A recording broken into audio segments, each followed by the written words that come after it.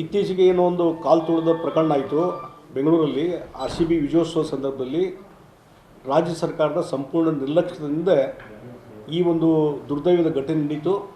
11 ಜನ ಮೃತಪಟ್ಟಲಿಕ್ಕೆ ಮುಖ್ಯ ಕಾರಣ ಅಂದರೆ ರಾಜ್ಯ ಸರ್ಕಾರದ ಬೇಜವಾಬ್ದಾರಿತನ ಮತ್ತು ಅಡ್ಮಿನಿಸ್ಟ್ರೇಟಿವ್ ಫೇಲ್ಯೂರು, ಇಂಟೆಲಿಜೆನ್ಸ್ ಫೇಲ್ಯೂರು. ಇದರಿಂದನೇ ಇವತ್ತು ಈ ರೀತಿ ಅನಾಹುತ ಆಗಿದೆ. ಇವತ್ತು ರಾಜ್ಯದ ಮುಖ್ಯಮಂತ್ರಿಗಳು ಮತ್ತು ರಾಜ್ಯದ ಉಪಮುಖ್ಯಮಂತ್ರಿಗಳು ನಮ್ಮದು ಏನೂ ತಪ್ಪಿಲ್ಲ ಅನ್ನುವಂಥ ರೀತಿಯಲ್ಲಿ ಅವರೇನು ಆ್ಯಕ್ಟಿವಿಟೀಸ್ ಮಾಡ್ತಾಯಿದ್ದಾರೆ. ಇವತ್ತು ಅಲ್ಲಿ ದಯಾನಂದ ಅಂತ police commission, Bengaluru police commission, ಆತನ ಸಸ್ಪೆಂಡ್ ಮಾಡಿದರು. ಇನ್ನೊಬ್ಬ DC ಸಸ್ಪೆಂಡ್ ಮಾಡಿದರು. ಇನ್ನೂ ಕೆಲವು ಅಧಿಕಾರಿಗಳನ್ನು ಸಸ್ಪೆಂಡ್ ಮಾಡಿದರು. ನಾನು ಹೇಳ್ತೀನಿ, ಇವತ್ತು RCB ಅದೇನೋ ಗೆದ್ರಲ್ಲ, ಇನ್ನೂ ಗೆಲ್ಲೋಕ್ಕಿಂತ ಮುಂಚೆನೇ ಆಗಲೇ ಅರ್ಜಿ ಬಂದಿತ್ತು. ಅದಕ್ಕಿಂತ ಮುಂಚೆನೇ ಅರ್ಜಿ ಕೊಟ್ಟಿದ್ದಾರೆ, ನಾವು ಇಲ್ಲಿ ಒಂದು ವಿಜಯೋತ್ಸವ ಮಾಡ್ತೀವಿ ಅಂಥೇಳಿ. ಅಂದರೆ ಯಾವ ರೀತಿ ಇನ್ನೂ ಗೆದ್ದಿಲ್ಲ ಬಿಟ್ಟಿಲ್ಲ ಅದನ್ನೆಲ್ಲ ವೆರಿಫೈ ಮಾಡಬೇಕಲ್ಲ.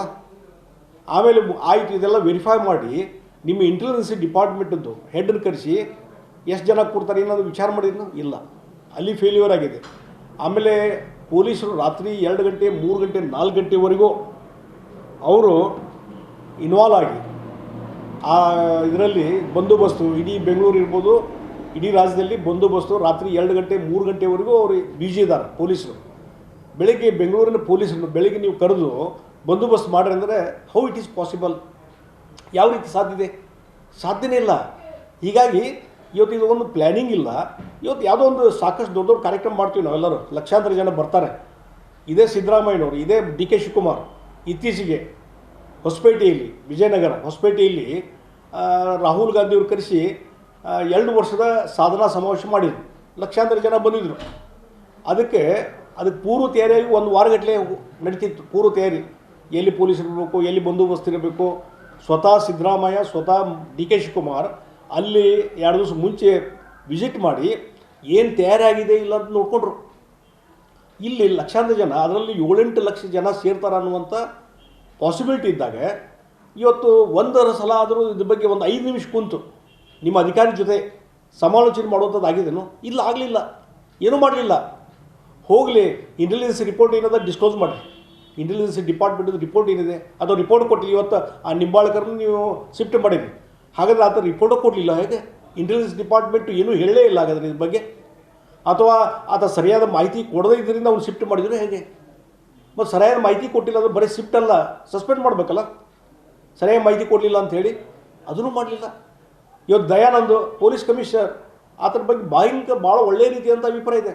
ನಾನು ರಾಜ್ಯದ ಮುಖ್ಯಮಂತ್ರಿ ಇದ್ದಾಗ ಬೇರೆ ಬೇರೆ ಇಲಾಖೆ ನಿರ್ವಹಣೆ ಮಾಡುವಾಗ ದಯಾನಂದ್ ಕಾರ್ಯಚಟುವಟಿಕೆ ನಾನು ನೋಡಿದ್ದೀನಿ. ಭಾಳ ಒಳ್ಳೆಯ officer, efficient officer, honest officer. ಈಗ ಅಂಥವ್ರಿಗೆ ಬಲಿಪಶು ಮಾಡ್ತೀರಿ, ಬೇರೆ ಒಳ್ಳೆಯ ಅಧಿಕಾರಿಗಳ ಬಲಿಪಶು ಮಾಡ್ತೀರಿ. ನಿಮ್ಮತನವನ್ನು ಉಳಿಸ್ಕೊಳ್ಳೋಕ್ಕೆ, ನಿಮ್ಮ ಅಸ್ತಿತ್ವ ಉಳಿಸೋ ಸಲುವಾಗಿ ಇವತ್ತು ಬೇರೆಯವ್ರಿಗೆ ಬಲಿ ಕೊಟ್ಟು ನಿಮ್ಮ ಅಧಿಕಾರದಲ್ಲಿ ಮುಂದುವರಿಸ್ತೀರಿ. ನಾನು ಹೇಳ್ತೀನಿ, CM ಮತ್ತು DCM ಅವರಿಗೆ ಅಧಿಕಾರದಲ್ಲಿ ಮುಂದುವರಿಲಿಕ್ಕೆ ಒಂದು ಕ್ಷಣವೂ ನೈತಿಕತೆ ಇಲ್ಲ. ನಾವು ಅಪೋಸಿಷನ್ದವ್ರು ಒತ್ತಾಯ ಮಾಡಬಾರ್ದು. ಕರೆ ಅಂದರೆ ನೀವೇ ನೈತಿಕ ಹೊಣೆ ಹೊತ್ತು ರಾಜೀನಾಮೆ ಕೊಟ್ಟು ಹೋಗ್ಬೇಕು ನೀವು. ಇದು ಪರಿಸ್ಥಿತಿ ಇದೆ. ಇವತ್ತು ಜನ ಮಾತಾಡ್ತಾ ಇದ್ದಾರೆ, ಇಡೀ ಸಾರ್ವಜನಿಕ ವಲಯದಲ್ಲಿ ನಿಮ್ಮ ಬಗ್ಗೆ ಚರ್ಚೆ ಆಗ್ತದೆ. Completely administration failure. ರಾಜ್ಯದಲ್ಲಿ ಈಗ 2ನೇ ಸಾರಿ ಮುಖ್ಯಮಂತ್ರಿಯಾಗಿ ನಡೆಸ್ತಾ ಇದ್ದೀರಿ. ನಿಮ್ಮ ಅಡ್ಮಿನಿಸ್ಟ್ರೇಷನ್ ನಾಲೆಜ್ ಪ್ರಕಾರ ಇದು ಒಂದು ಸಕ್ಸಸ್ಫುಲ್ ರ್ಯಾಲಿ ಮಾಡಬೇಕಾಗಿತ್ತು, ಯಾಕೆ ಮಾಡಲಿಲ್ಲ?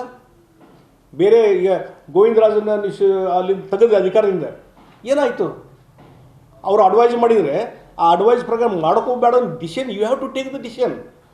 ಯಾರ್ಯಾರು ನಿಮ್ಗೆ 108 ಮಂದಿ ಅಡ್ವೈಸ್ ಕೊಡ್ತಾರೆ, ಆ ಅಡ್ವೈಸ್ ಪ್ರಕಾರ ನಡಿಬೇಕು ಬೇಡ ಅನ್ನೋದು ನಿರ್ಧಾರ ಕೈಗೊಳ್ಳೋದು ಮುಖ್ಯಮಂತ್ರಿ ಇರುವಂಥ ಜವಾಬ್ದಾರಿ. ಅದನ್ನು ನಿಭಾಯಿಸಲು ನೀವು ಫೇಲ್ಯೂರ್ ಆಗಿದ್ರಿ. ಮುಂದೆ ಏನಾಗ್ತದೆ ಅನ್ನುವಂಥ ಅನಾಹುತ ಆಗ್ತದೆ ಅನ್ನೋದು ನಿಭಾಯಿಸಲಿಕ್ಕೆ ನಿಮಗೆ ಆಗಲಿಲ್ಲ. ಪೂರ್ವ ಸಿದ್ಧತೆ ಯಾವುದೇ ಇಲ್ಲ. ಹೀಗಾಗಿ ನಿಮ್ಮ ರಾಜ್ಯ ಸರ್ಕಾರದ ಫೇಲ್ಯೂರ್ದಿಂದ 11 ಜನ ಅಮಾಯಕರು ಬಲಿಪುಷ ಆಗಬೇಕಾಯಿತು. ಅದಕ್ಕಾಗಿ ಇದರ ಸಂಪೂರ್ಣ ಜವಾಬ್ದಾರಿ ಮುಖ್ಯಮಂತ್ರಿಗಳೇ ಹೊರಬೇಕು ಅನ್ನುವಂಥದ್ದು. ಮತ್ತು DK ಶಿವಕುಮಾರ್ ಅಂತೂ ಏನು ನಾನೇ RCB ಗೆದ್ದು ಬಂದೇನೋ ಅನ್ನುವಂಥ ರೀತಿಯಲ್ಲಿ ಓಡಾಡ್ತಿದ್ರು ಅವರು. ಆ ಇಡೀ ಕ್ರೆಡಿಟ್ ನಾವೇ ತೆಗೆದುಕೊಳ್ಬೇಕು ಅನ್ನುವಂಥ ರೀತಿಯಲ್ಲಿ. ಹೀಗಾಗಿ ಈ ಕ್ರೆಡಿಟ್ ತೊಗೊಳ್ಳುವಂಥದ್ದು ಏನು ಫೈಟ್ ಇದಲ್ಲ, ಇದರಲ್ಲಿ ಅವ್ರನ್ನ ಬಲಿಪುಷ ಮಾಡಿದ್ರು. ಈಗ ಅವರು ನಿನ್ನೆ ಇವ್ರಿಗೂ ಯಾರು KSC ಕರ್ನಾಟಕ ಸ್ಟೇಟ್ ಕ್ರಿಕೆಟ್ ಅಸೋಸಿಯೇಷನ್ದವರು ನಿನ್ನೆ ಹೈಕೋರ್ಟಿಗೆ ಇದು ಕೊಟ್ಟಿದ್ದಾರೆ. ನಮ್ಮದೇನು ಡ್ಯೂಟಿ? ಯಾರಿಗೆ ನಾವು ಯಾರು ಇವೆಂಟ್ ನಡೆಸೋಕೆ ಬರ್ತಾರೆ ಅವ್ರಿಗೆ ಬಿಟ್ಟಿದ್ದು. ನಾವೇನು ಅದನ್ನು ಕಂಡಕ್ಟ್ ಮಾಡಿಲ್ಲ, ನಮ್ಮ ಮೇಲೆ FIR ಯಾಕೆ ಮಾಡ್ತೀರಿ ಅಂತ ಹೋಗ್ಯಾರ ಅವರು. ಜವಾಬ್ದಾರಿ ಎಲ್ಲ ಅವರು shift where they have shifted, ಜವಾಬ್ದಾರಿ ಶಿಫ್ಟ್ ಎಲ್ಲಿ ಮಾಡಿದ್ದಾರೆ, ಇವ್ರ ಮೇಲೆ, ಮುಖ್ಯಮಂತ್ರಿಗಳ ಮೇಲೆ, ಸರ್ಕಾರದ ಮೇಲೆ ಮಾಡಿದ್ದಾರೆ. ಹೀಗಾಗಿ ಇದರ ಸಂಪೂರ್ಣ ಜವಾಬ್ದಾರಿ ರಾಜ್ಯ ಸರ್ಕಾರದ್ದು. ಮತ್ತು ಅದಕ್ಕೆ ರಾಜ್ಯ ಸರ್ಕಾರ ಫೇಲ್ಯೂರ್ದಿಂದ ಇವತ್ತು 11 ಜನ ಅಮಾಯಕರು ಸತ್ತಿದ್ದಾರೆ. ಅದು ಸಂಪೂರ್ಣ ಜವಾಬ್ದಾರಿ ನೀವು ತೆಗೆದುಕೊಳ್ಬೇಕಾಗ್ತದೆ, ಓಪನ್ ಹೇಳಬೇಕಾಗ್ತದೆ. ಮತ್ತು ನಿಮಗೇನು ಪನಿಷ್ಮೆಂಟು, ನೀವು ಬೇರೆಯವ್ರು ಸಸ್ಪೆಂಡ್ ಮಾಡಿ ಪನಿಷ್ಮೆಂಟ್ ಕೊಡ್ತಾಯಿದ್ರಿ, ಬೇರೆಯವ್ರು ನಿಮ್ಮ ಸುತ್ತಮುತ್ತಲು ಇದ್ದಂಥವ್ರು ಅಡ್ವೈಸ್ ಮಾಡಿದವ್ರು ನೀವು ಪನಿಷ್ಮೆಂಟ್ ಕೊಡ್ತಾಯಿದ್ರಿ. ನಿಮ್ಮ ಮೇಲೆ ಏನು ಪನಿಷ್ಮೆಂಟ್, ನಿಮಗೇನು ಪನಿಷ್ಮೆಂಟ್ಗೂ? ಇತ್ತೀಚೆಗೆ ಏನೋ ಒಂದು ಕಾಲು ತುಳಿದ ಪ್ರಕರಣ ಆಯಿತು ಬೆಂಗಳೂರಲ್ಲಿ. RCB ವಿಜಯೋತ್ಸವ ಸಂದರ್ಭದಲ್ಲಿ ರಾಜ್ಯ ಸರ್ಕಾರದ ಸಂಪೂರ್ಣ ನಿರ್ಲಕ್ಷ್ಯದಿಂದ ಈ ಒಂದು ದುರ್ದೈವದ ಘಟನೆ ನಡೀತು. 11 ಜನ ಮೃತಪಟ್ಟಲಿಕ್ಕೆ ಮುಖ್ಯ ಕಾರಣ ಅಂದರೆ ರಾಜ್ಯ ಸರ್ಕಾರದ ಬೇಜವಾಬ್ದಾರಿತನ ಮತ್ತು ಅಡ್ಮಿನಿಸ್ಟ್ರೇಟಿವ್ ಫೇಲ್ಯೂರು, ಇಂಟೆಲಿಜೆನ್ಸ್ ಫೇಲ್ಯೂರು. ಇದರಿಂದನೇ ಇವತ್ತು ಈ ರೀತಿ ಅನಾಹುತ ಆಗಿದೆ. ಇವತ್ತು ರಾಜ್ಯದ ಮುಖ್ಯಮಂತ್ರಿಗಳು ಮತ್ತು ರಾಜ್ಯದ ಉಪಮುಖ್ಯಮಂತ್ರಿಗಳು ನಮ್ಮದು ಏನೂ ತಪ್ಪಿಲ್ಲ ಅನ್ನುವಂಥ ರೀತಿಯಲ್ಲಿ ಅವರೇನು ಆ್ಯಕ್ಟಿವಿಟೀಸ್ ಮಾಡ್ತಾಯಿದ್ದಾರೆ. ಇವತ್ತು ಅಲ್ಲಿ ದಯಾನಂದ ಅಂತ police commission, Bengaluru police commission, ಆತನ ಸಸ್ಪೆಂಡ್ ಮಾಡಿದರು. ಇನ್ನೊಬ್ಬ DC ಸಸ್ಪೆಂಡ್ ಮಾಡಿದರು. ಇನ್ನೂ ಕೆಲವು ಅಧಿಕಾರಿಗಳನ್ನು ಸಸ್ಪೆಂಡ್ ಮಾಡಿದರು. ನಾನು ಹೇಳ್ತೀನಿ, ಇವತ್ತು RCB ಅದೇನೋ ಗೆದ್ರಲ್ಲ, ಇನ್ನೂ ಗೆಲ್ಲೋಕ್ಕಿಂತ ಮುಂಚೆನೇ ಆಗಲೇ ಅರ್ಜಿ ಬಂದಿತ್ತು. ಅದಕ್ಕಿಂತ ಮುಂಚೆನೇ ಅರ್ಜಿ ಕೊಟ್ಟಿದ್ದಾರೆ, ನಾವು ಇಲ್ಲಿ ಒಂದು ವಿಜಯೋತ್ಸವ ಮಾಡ್ತೀವಿ ಅಂಥೇಳಿ. ಅಂದರೆ ಯಾವ ರೀತಿ ಇನ್ನೂ ಗೆದ್ದಿಲ್ಲ ಬಿಟ್ಟಿಲ್ಲ ಅದನ್ನೆಲ್ಲ ವೆರಿಫೈ ಮಾಡಬೇಕಲ್ಲ. ಆಮೇಲೆ ಆಯಿತು, ಇದೆಲ್ಲ ವೆರಿಫೈ ಮಾಡಿ ನಿಮ್ಮ ಇಂಟೆಲಿಜೆನ್ಸ್ ಡಿಪಾರ್ಟ್ಮೆಂಟದ್ದು ಹೆಡ್ನ ಕರೆಸಿ ಎಷ್ಟು ಜನ ಕೊಡ್ತಾರೆ ಏನಾದರೂ ವಿಚಾರ ಮಾಡಿದ್ನು ಇಲ್ಲ, ಅಲ್ಲಿ ಫೇಲ್ಯೂರ್ ಆಗಿದೆ. ಆಮೇಲೆ ಪೊಲೀಸರು ರಾತ್ರಿ 2 ಗಂಟೆ 3 ಗಂಟೆ 4 ಗಂಟೆವರೆಗೂ ಅವರು ಇನ್ವಾಲ್ವ್ ಆಗಿ ಆ ಇದರಲ್ಲಿ ಬಂದೋಬಸ್ತು, ಇಡೀ ಬೆಂಗಳೂರು ಇರ್ಬೋದು, ಇಡೀ ರಾಜ್ಯದಲ್ಲಿ ಬಂದೋಬಸ್ತು ರಾತ್ರಿ 2 ಗಂಟೆ 3 ಗಂಟೆವರೆಗೂ ಅವರು ಬ್ಯುಸಿ ಇದ್ದಾರೆ ಪೊಲೀಸರು. ಬೆಳಗ್ಗೆ ಬೆಂಗಳೂರಿನ ಪೊಲೀಸರನ್ನು ಬೆಳಗ್ಗೆ ನೀವು ಕರೆದು ಬಂದೋಬಸ್ತ್ ಮಾಡ್ರಿ ಅಂದರೆ ಹೌ ಇಟ್ ಈಸ್ ಪಾಸಿಬಲ್? ಯಾವ ರೀತಿ ಸಾಧ್ಯನೇ ಇಲ್ಲ. ಹೀಗಾಗಿ ಇವತ್ತು ಇದು ಒಂದು ಪ್ಲ್ಯಾನಿಂಗ್ ಇಲ್ಲ. ಇವತ್ತು ಯಾವುದೋ ಒಂದು ಸಾಕಷ್ಟು ದೊಡ್ಡ ದೊಡ್ಡ ಕಾರ್ಯಕ್ರಮ ಮಾಡ್ತೀವಿ ನಾವೆಲ್ಲರೂ, ಲಕ್ಷಾಂತರ ಜನ ಬರ್ತಾರೆ. ಇದೇ ಸಿದ್ದರಾಮಯ್ಯನವರು, ಇದೇ DK ಶಿವಕುಮಾರ್ ಇತ್ತೀಚೆಗೆ ಹೊಸಪೇಟೆಯಲ್ಲಿ, ವಿಜಯನಗರ ಹೊಸಪೇಟೆಯಲ್ಲಿ ರಾಹುಲ್ ಗಾಂಧಿಯವರು ಕರೆಸಿ 2 ವರ್ಷದ ಸಾಧನಾ ಸಮಾವೇಶ ಮಾಡಿದರು. ಲಕ್ಷಾಂತರ ಜನ ಬಂದಿದ್ದರು. ಅದಕ್ಕೆ ಪೂರ್ವ ತಯಾರಿಯಾಗಿ 1 ವಾರಗಟ್ಟಲೆ ನಡೀತಿತ್ತು. ಪೂರ್ವ ತಯಾರಿ, ಎಲ್ಲಿ ಪೊಲೀಸರು ಇರಬೇಕು, ಎಲ್ಲಿ ಬಂದೋಬಸ್ತ್ ಇರಬೇಕು. ಸ್ವತಃ ಸಿದ್ದರಾಮಯ್ಯ, ಸ್ವತಃ DK ಶಿವಕುಮಾರ್ ಅಲ್ಲಿ 2 ದಿವಸ ಮುಂಚೆ ವಿಸಿಟ್ ಮಾಡಿ ಏನು ತಯಾರಾಗಿದೆ ಇಲ್ಲ ಅಂತ ನೋಡಿಕೊಂಡ್ರು.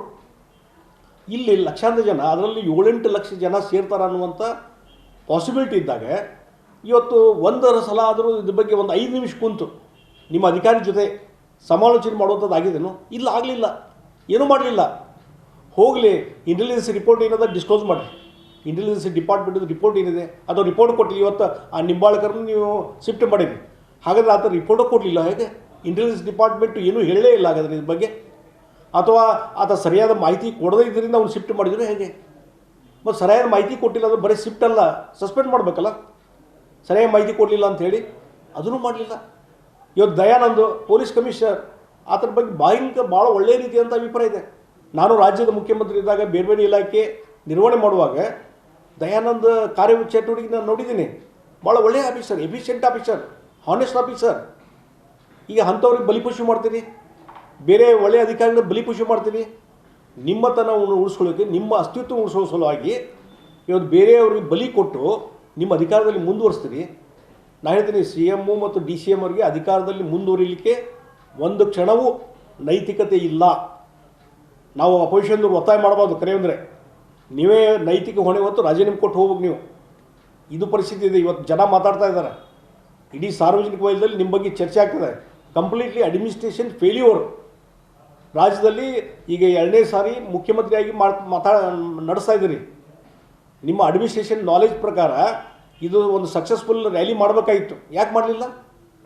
ಬೇರೆ ಈಗ ಗೋವಿಂದರಾಜನ್ನ ಅಲ್ಲಿ ತೆಗೆದ ಅಧಿಕಾರದಿಂದ ಏನಾಯಿತು? ಅವರು ಅಡ್ವೈಸ್ ಮಾಡಿದರೆ ಆ ಅಡ್ವೈಸ್ ಪ್ರಕಾರ ಮಾಡ್ಕೋಬೇಡ decision, you have to take the decision. ಯಾರ್ಯಾರು ನಿಮ್ಗೆ 108 ಮಂದಿ ಅಡ್ವೈಸ್ ಕೊಡ್ತಾರೆ, ಆ ಅಡ್ವೈಸ್ ಪ್ರಕಾರ ನಡಿಬೇಕು ಬೇಡ ಅನ್ನೋದು ನಿರ್ಧಾರ ಕೈಗೊಳ್ಳೋದು ಮುಖ್ಯಮಂತ್ರಿ ಇರುವಂಥ ಜವಾಬ್ದಾರಿ. ಅದನ್ನು ನಿಭಾಯಿಸಲು ನೀವು ಫೇಲ್ಯೂರ್ ಆಗಿದ್ರಿ. ಮುಂದೆ ಏನಾಗ್ತದೆ ಅನ್ನುವಂಥ ಅನಾಹುತ ಆಗ್ತದೆ ಅನ್ನೋದು ನಿಭಾಯಿಸಲಿಕ್ಕೆ ನಿಮಗೆ ಆಗಲಿಲ್ಲ. ಪೂರ್ವ ಸಿದ್ಧತೆ ಯಾವುದೇ ಇಲ್ಲ. ಹೀಗಾಗಿ ನಿಮ್ಮ ರಾಜ್ಯ ಸರ್ಕಾರದ ಫೇಲ್ಯೂರ್ದಿಂದ 11 ಜನ ಅಮಾಯಕರು ಬಲಿಪುಷ ಆಗಬೇಕಾಯಿತು. ಅದಕ್ಕಾಗಿ ಇದರ ಸಂಪೂರ್ಣ ಜವಾಬ್ದಾರಿ ಮುಖ್ಯಮಂತ್ರಿಗಳೇ ಹೊರಬೇಕು ಅನ್ನುವಂಥದ್ದು. ಮತ್ತು ಡಿ ಕೆ ಶಿವಕುಮಾರ್ ಅಂತೂ ಏನು ನಾನೇ RCB ಗೆದ್ದು ಬಂದೇನೆ ಅನ್ನುವಂಥ ರೀತಿಯಲ್ಲಿ ಓಡಾಡ್ತಿದ್ರು ಅವರು. ಆ ಇಡೀ ಕ್ರೆಡಿಟ್ ನಾವೇ ತೆಗೆದುಕೊಳ್ಬೇಕು ಅನ್ನುವಂಥ ರೀತಿಯಲ್ಲಿ. ಹೀಗಾಗಿ ಈ ಕ್ರೆಡಿಟ್ ತೊಗೊಳ್ಳುವಂಥದ್ದು ಏನು ಫೈಟ್ ಇದಲ್ಲ, ಇದರಲ್ಲಿ ಅವ್ರನ್ನ ಬಲಿಪುಷ ಮಾಡಿದ್ರು. ಈಗ ಅವರು ನಿನ್ನೆ ಇವ್ರಿಗೂ ಯಾರು KSC ಕರ್ನಾಟಕ ಸ್ಟೇಟ್ ಕ್ರಿಕೆಟ್ ಅಸೋಸಿಯೇಷನ್ದವರು ನಿನ್ನೆ ಹೈಕೋರ್ಟಿಗೆ ಇದು ಕೊಟ್ಟಿದ್ದಾರೆ. ನಮ್ಮದೇನು ಡ್ಯೂಟಿ, ಯಾರಿಗೆ ನಾವು ಯಾರಿಗೆ ಇವೆಂಟ್ ನಡೆಸೋ ಬರ್ತಾರೆ ಅವ್ರಿಗೆ ಬಿಟ್ಟಿದ್ದು. ನಾವೇನು ಅದನ್ನು ಕಂಡಕ್ಟ್ ಮಾಡಿಲ್ಲ, ನಮ್ಮ ಮೇಲೆ FIR ಯಾಕೆ ಮಾಡ್ತೀರಿ ಅಂತ ಹೋಗ್ಯಾರ ಅವರು. ಜವಾಬ್ದಾರಿ ಎಲ್ಲ ಅವರು shift where they have shifted, ಜವಾಬ್ದಾರಿ ಶಿಫ್ಟ್ ಎಲ್ಲಿ ಮಾಡಿದ್ದಾರೆ, ಇವ್ರ ಮೇಲೆ ಮುಖ್ಯಮಂತ್ರಿಗಳ ಮೇಲೆ ಸರ್ಕಾರದ ಮೇಲೆ ಮಾಡಿದ್ದಾರೆ. ಹೀಗಾಗಿ ಇದರ ಸಂಪೂರ್ಣ ಜವಾಬ್ದಾರಿ ರಾಜ್ಯ ಸರ್ಕಾರದ್ದು. ಮತ್ತು ಅದಕ್ಕೆ ರಾಜ್ಯ ಸರ್ಕಾರ ಫೇಲ್ಯೂರ್ದಿಂದ ಇವತ್ತು 11 ಜನ ಅಮಾಯಕರು ಸತ್ತಿದ್ದಾರೆ. ಅದು ಸಂಪೂರ್ಣ ಜವಾಬ್ದಾರಿ ನೀವು ತೆಗೆದುಕೊಳ್ಬೇಕಾಗ್ತದೆ, ಓಪನ್ ಹೇಳಬೇಕಾಗ್ತದೆ. ಮತ್ತು ನಿಮಗೇನು ಪನಿಷ್ಮೆಂಟು, ನೀವು ಬೇರೆಯವ್ರು ಸಸ್ಪೆಂಡ್ ಮಾಡಿ ಪನಿಷ್ಮೆಂಟ್ ಕೊಡ್ತಾಯಿದ್ರಿ, ಬೇರೆಯವ್ರು ನಿಮ್ಮ ಸುತ್ತಮುತ್ತಲು ಇದ್ದಂಥವ್ರು ಅಡ್ವೈಸ್ ಮಾಡಿದವ್ರು ನೀವು ಪನಿಷ್ಮೆಂಟ್ ಕೊಡ್ತಾಯಿದ್ರಿ. ನಿಮ್ಮ ಮೇಲೆ ಏನು ಪನಿಷ್ಮೆಂಟ್, ನಿಮಗೇನು ಪನಿಷ್ಮೆಂಟ್ಗೂ